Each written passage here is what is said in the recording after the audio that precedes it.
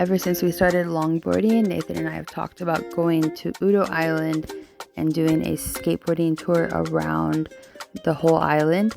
This weekend we finally made that become a reality. So we packed our suitcases and packed our boards and took a ferry to get there. Udo Island can get crowded, especially during tourism season. So we booked a hotel so that we could be on the island in the early morning and late at night when not many people were there. We found a pet-friendly hotel right by the beach and it was really nice. Our first day we planned to skate as much as we could. So our first mission was to try and find a place that we could have dinner that was pet-friendly.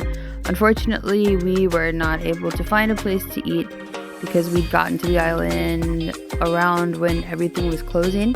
So instead we just skated around. One of the first things that happened was Nathan wiped out. I didn't get any video footage of that, but you can see from the back of his shirt that he fell backwards. When he fell, his board went flying and almost knocked me off my board, but luckily everybody was okay. I was a little angry at him for following me so closely, but we were able to work through that and continue on the rest of our trip. Skating around was definitely a little unpredictable. For example, one time a dog started barking, Hetzel started barking, and then the dog started chasing us. So yeah, that was definitely a little scary. We also had forgotten to bring water. That was a little scary because a lot of things were closed after 5:30. But luckily, one cafe gave us water for free. We were able to get to see you and stock up. So we felt pretty comfortable, even though it wasn't always easy. Once it started to get dark, we headed up to the center of the island so that we could watch the sunset and try to make it back to our hotel before dark. The sunset was absolutely gorgeous. Once we made it back, we hung out at the beach for a bit at night, just chilling out and looking at the stars. It was really quiet because nobody else was out. I think that isolation is what is unique about staying the night on Udo. The next morning we had that same type of isolation to start our trip around the island. We left our hotel around 7:30 and there were no cars at all on the road, so we could go wherever we wanted to. When you're longboarding, it's hard to find places where you can skate for a long period of time, so we felt pretty lucky. And then we decided to hike. Hiking with skateboards is not easy. We figured out a plan that we could tie a belt around the boards and then just bring them up the mountain with us. So Nathan took on that job of carrying the skateboards up this big, huge Orem. The views were gorgeous, but getting up there was not easy. I'll let Nathan explain that part of the story.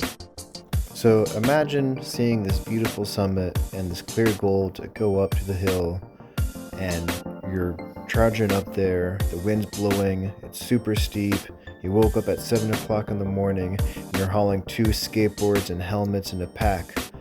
You get up to the top just to realize it's the wrong way.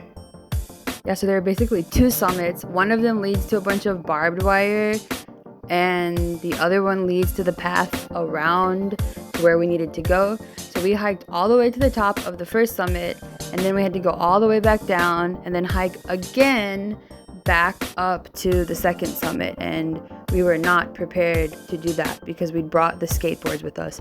So we were super tired. We're going up all of these stairs. They had these cute replicas of lighthouses, but we were not in the mood to look at them because we were so angry that we had hiked up the wrong summit path first. But once we got to the second summit, we stopped and had a snack and took in the view, and it was really pretty. But we said that if we ever go back to Udo again, we are definitely not going to hike. At the top of that summit, which is actually Udo Lighthouse Park, they had some statues and an old lighthouse from the 1900s. We stayed up there for 10 or 15 minutes and then made our way back down. Going down with skateboards was about as difficult as going up with skateboards, but we knew that we were almost finished because once we got down, we could skate around the rest of the island because it's mostly flat. The first place we got to after hiking was the super famous Jimmy's ice cream. We hadn't planned to eat inside, but he invited us in even though we had Hetzel, so we took the opportunity to sit in the aircon and enjoy his country music. We got geared up and skated for about another 40 minutes before stopping at the next cafe. It had a really good vibe. It was dog friendly. We sat on the second floor and had a really nice view of the southern coastline. We usually stick to peanut ice cream on Udo because that's what they're famous for, but this time we went with a halobong smoothie that was really delicious. Hetzel was hungry and wanted to eat all of her food, so we were glad that we stopped since she'd been really tired from having to walk so much during her hike. And then we got her geared back up and ready to skate some more. One of the interesting things about skating, especially skating with Hetzel, is that people often stop us and tell us that we're cool, which definitely makes me feel pretty cool. Thanks. Have a good time. I feel like it's not often in Korea that people will make connections with you, but when we're skating, when we have Hetzel, people will just come up to us and talk to us, and that's a really interesting thing about doing something that's a little bit unique and that stands out. The roads on Udo were quite challenging to skate around because they were so hilly and so curvy, but we were proud of ourselves for being able to do it. We skated for another hour or so. The traffic did pick up a bit around lunchtime, but that was just in time for us to get ready to leave. So we stopped at one final cafe to get one last thing of peanut ice cream. We also had a waffle. Then we rushed back by our hotel. Nathan went first so that he could get our luggage, and then I followed behind. We needed to get our luggage by 1 p.m. so that we wouldn't miss our ferry back to the island. Overall, it was a pretty unique trip, but it was pretty hard, so I'm not sure. Nathan, would you do it again?